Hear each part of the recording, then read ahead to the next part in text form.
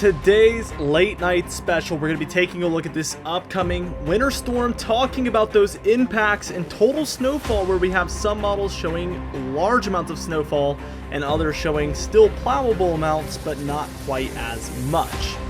Now, before we get into things, be sure to check out Prestige Weather in the description, pinned comment, and the top right corner of your screen. We do weather consulting for businesses and individuals alike. We do a lot of consulting calls, consulting emails, consulting texts, and we have an exclusive community for you guys for weather consulting. It's all for only $5 a month, and we're actually running a promotion right now for Black Friday. If you put in the code DIRECT at checkout, you will get your first month for only $1. Be sure to check it out today. Now, if you were planning on taking advantage of our discount code, be sure to do so, as it does end in about an hour and a half from the time I'm recording this. This is the final day to redeem that, and we will never do a discount like this one again, so be sure to redeem that 99-cent first month. Let's dive into things, and as we take a look at this, I'm going to take us just towards tomorrow afternoon, and we're already going to be getting started with some thunderstorm activity, especially here across the southeast. I have no idea why that's so ridiculously big. Let's go ahead and make that a little smaller so we can see here. There we go. So we have this area of storminess here, going to be a slight risk of severe weather as of now for these areas, dealing with some thunderstorm activity. Really, things get going Sunday morning. This is when we start to see some lower pressure want to try to develop here along the Appalachian Mountains.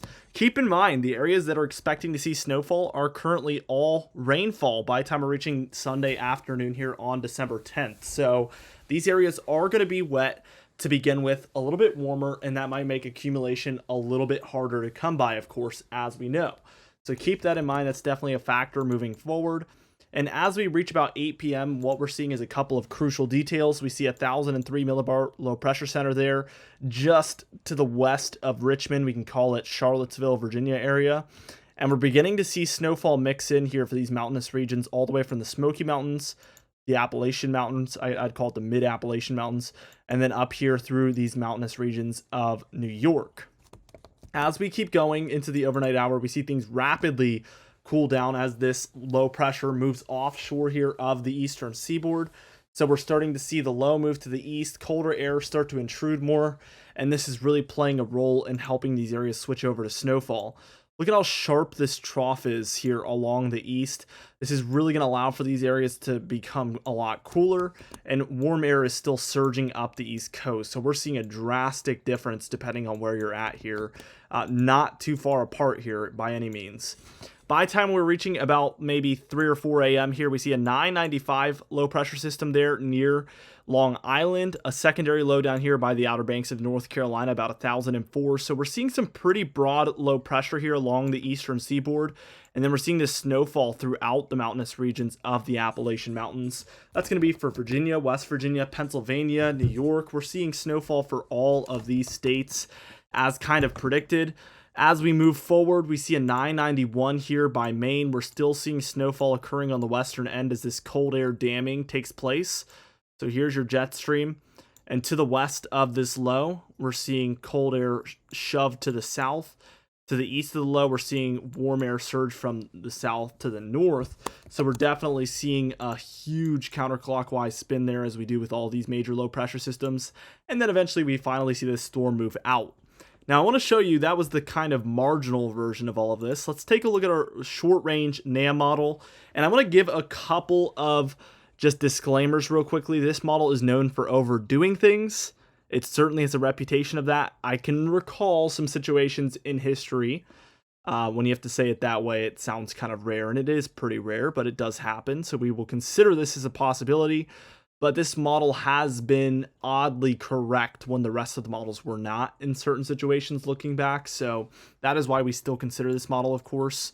As we move forward, we can tell this model is extremely high resolution to the point where we can tell that there is this cold front here with a more linear storm mode here across these thunderstorms. So I'll draw a line over that. Actually, that's going to be a more accurate representation. And then we're seeing these kind of isolated and scattered thunderstorms from the south pushing ahead of this cold front. So we're seeing this cold air push eastward and force these thunderstorms in, but we are seeing these thunderstorms heading ahead of all of this. So that is the level of high resolution that we have here. We see things begin to switch to snowfall by the time we're reaching right about 8 p.m. here. Again, Smoky Mountains, Appalachian Mountains here, starting things out just like on the European model. It's not for a while that things look different, so things are still looking very similar to the European model by this point at about 12 a.m. here, Monday, December 11th. And we can see from the mountains of North Carolina and Tennessee all the way up to New York State, we see plenty of moderate to heavy snowfall occurring, as you can see. This low, however, on this one is the primary low, the southern one, and we see a little bit of a weaker low to the north here. Still very broad low pressure, but that matters. That's very significant, whether the southern low or the northern low is the primary one. The stronger low is going to have more precipitation around it, and if the southern low has more precipitation, the cold air has more time to move in before we see that low finally move out. Let's keep going. And as we move on a couple of hours, this is when you can probably tell things are significantly different than the European model. Again, still a 994 here over North Carolina and Virginia, 999 up in New England. So this one I'm underlining is the primary low, whereas again on the European model, you would have seen this one I'm circling be the primary low. So some pretty big differences. We can tell there's a lot more precipitation in this southern quadrant of the entire storm, and similar amounts, but a little bit less up here to the north. We're starting to see snowfall mixing much further eastward. So we're seeing kind of central and eastern Pennsylvania get involved, central Virginia, kind of areas in central North Carolina as well. So some very odd areas here seeing some snowfall, and it just keeps pushing eastward. I mean, Richmond, Virginia is starting to snow by the time we're taking a look at about 6 a.m. here on Monday, December 11th. Also, it's getting pretty close. We see DC in some snowfall, Baltimore. So this is odd. This is an outlier for sure. Take this with a grain of salt. Again, this model tends to show things like this when it doesn't happen. But again, there's just been a couple of instances in history that I can recall where it would show something like this, and this is actually what ended up happening, and none of the other models are obviously calling for anything close to this. So that is why we're showing this, not because we think it's going to happen, but just because there's a chance. It's slim, but there's a chance. And really, this is the point when the whole storm would be moving out on the European model. But right now, we have this low as a 986 over Long Island. Absolutely crushing it. And we see heavy snowfall up and down this kind of, not even Appalachian mountain range at this point. This is more just the areas to the east of those mountains. So central and eastern Pennsylvania, central Virginia, Maryland, D.C., Baltimore, central New York into some of the eastern regions of northern New York, and some of Vermont getting involved here as well. And this is the end of this model run, but I wouldn't be surprised if this was to go a couple extra hours if this kind of cold and snow line kept pushing further and further eastward. Could set up to be a surprise snowstorm for some, maybe even just first flakes, or it could be like the European model, a lot less intense. Let's take a look here at the European model's total snowfall. We see some pretty marginal amounts here in the southern areas, anywhere in the grays being a dusting, if anything, blues 2 to 6 inches, purple 6 to 10, and we do see some of that here for these very tall mountains in West Virginia right there. Pretty realistic amounts, pretty much what we've been seeing for the past 24 or 36 hours according to most major models. And the higher totals are going to be for northeast Pennsylvania into the Catskills and Adirondacks here of New York, maybe even the northern areas of Vermont there, seeing those highest totals where the pinks are pushing even 10 to 15 inches. So this seems to be on par with everything we've seen, has great ensemble support. National Weather Service is pretty on board with a solution like this. But the NAM model here, this is your NAM 12 cam. Let's look at your NAM 3 cam real quickly, which is the one we just took a look at. And we can see 6 to 10 inch amounts for all of these mountains throughout North Carolina, Tennessee, Virginia, West Virginia, up through Maryland. And this is, again, only halfway through the storm on this model. And then we're seeing 2 to 6 inch amounts here for a lot of central Virginia into north central North Carolina, which is odd. DC right in that 2 to 6 inch mark, almost going into the 6 to 10 area.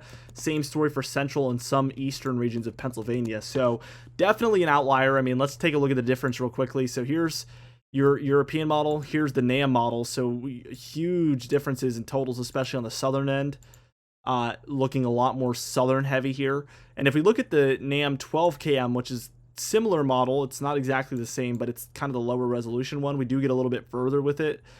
We can see that not only do we have these pretty explosive amounts to the south comparatively to the European model, but also the New England and Northeast area here, we're seeing maybe even 15 to 20 plus inches for New York and Vermont. So everywhere is pretty much seeing higher totals than the European model here, according to the NAM model. So we'll keep this in mind. Again, take it with a grain of salt. Highly, highly unlikely that this is the correct solution at this point, but we consider it as a possibility.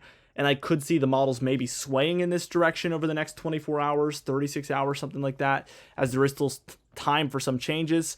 But wouldn't be surprised to see the NAM model back off either. But certainly this is a wacky model. Definitely is severely wrong sometimes. And it's just once in a blue moon, it hits the nail on the head when none of the other models were. And that's the possibility that we're considering today. Anyway, be sure to subscribe. We do upload every single day. You can even hit the bell icon for daily notifications when we upload so you never miss one. Be sure to like the video if you did enjoy it. Leave a comment down below, and I'll see you guys in the next video.